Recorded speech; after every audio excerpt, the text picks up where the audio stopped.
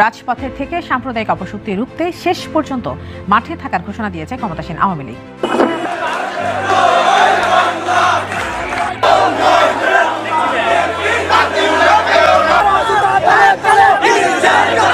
ইউনূস হটাও দেশ বাঁচাও স্লোগানে এবার নির্ভয়ে হিলিতে আওয়ামী নেতা কর্মীদের বিশাল বিক্ষোভ মিছিল। প্রিয় ভিউয়ার্স, 5 আগস্টের পর আওয়ামী নেতা কর্মীদের তেমন একটা সাড়া না পাওয়া গেলেও এবার সাম্প্রতিক সময়ে বিভিন্ন জায়গায় বিপুল পরিমাণ মানুষ নিয়ে আওয়ামী নেতা কর্মীরা বেশ সরব হয়ে উঠছে। এবার হিলিতে ইউনূস হটাও দেশ বাঁচাও স্লোগানে কেঁপে উঠল রাজপথ।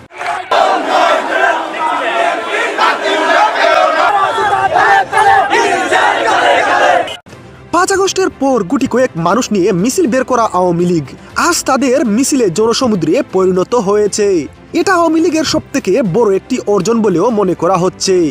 প্রিয় ভিউয়ার্স, আপনি যদি আওয়ামী লীগকে ভালোবেসে থাকেন তাহলে কমেন্টে এ লিখুন, আর যদি আওয়ামী লীগকে ঘৃণা করেন তাহলে বি লিখে কমেন্ট বক্সে জানিয়ে দিন আপনার মতামত।